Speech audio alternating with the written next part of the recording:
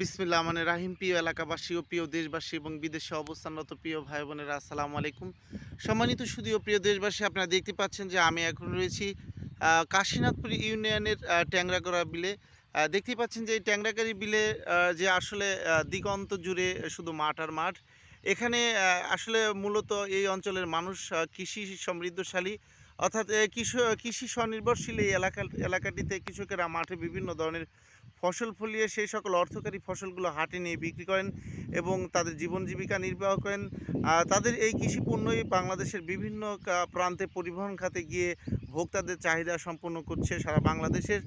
সম্মানিত সুধীয় প্রিয় দেশবাসী, আপনারা দেখতে পাচ্ছেন যে আমার সামনে রয়েছে দুজন কৃষক। অর্থাৎ কৃষকেরা এখন তাদের যে মুড়ি কাটা পেঁয়াজ যে পর্বটি শেষ করেই তাদের এই দেখতে পাচ্ছেন যে হালি পিজের জন্য তাদের এই বেসন, অর্থাৎ এই যে চারাগুলো নিয়ে এখন এই বেসনগুলো তারা মাঠে রোপণ করবেন। অর্থাৎ এই এই এই এই হালি পেঁয়াজের দেখতে পাচ্ছেন যে আমরা দেখতে পাচ্ছি যে দেখতে পাচ্ছেন যে আপনি বেসন দেখাচ্ছি।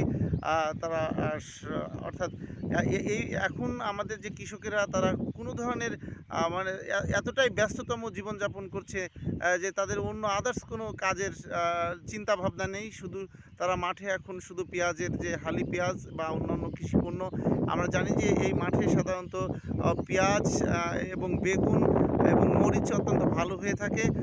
তো আজকে আমরা জানবো যে গত বছরের তুলনায় এবছরে আমরা এক কৃষক ভাইকে জিজ্ঞেস করছি, আচ্ছা ভাই, আসলে গত বছরের তুলনায় এবছরে আমাদের এই ট্যাংরাগাড়ি বিলের যে কি পরিমাণ আসলে এই মানে পেঁয়াজের যে চাষাবাদ হচ্ছে, বেশি না কম? গত বছর তুলনায় এবছর অনেক বেশি। যা তার মানে জমি ভাঙিয়ে এখন আমদানি পেঁয়াজও লাগাচ্ছে।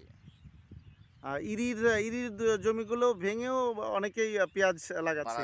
বাড়াচ্ছে। সম্মানিত সুধীয় প্রিয় দেশবাসী, বুঝতেই পারছেন কৃষকরা এবছরে পর্যাপ্ত পরিমাণ লাগাতার একটি দাম পেয়েছে পেঁয়াজে, অর্থাৎ পেঁয়াজে। এই জন্য অনেকেই তাদের যে ইরির জমিগুলো তে ইরি ধান চাষ না করে পেঁয়াজের রোপণ করছে, অর্থাৎ পেঁয়াজ লাগাচ্ছে ভালো দামের আশায়। আমরা চাই যে কৃষক বাঁচলেই অর্থাৎ আমাদের বাংলাদেশের প্রতিটি মানুষই বাঁচবে।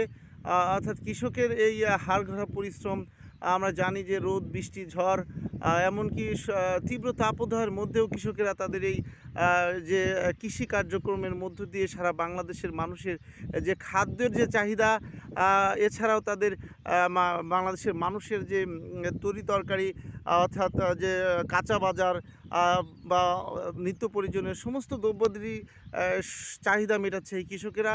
অর্থাৎ আমাদের বাংলাদেশে যারা কৃষক, এরা আমাদের সবচাইতে সম্মানের মানুষ। আমরা তাদের শ্রদ্ধা করে সবসময় সম্মান করব।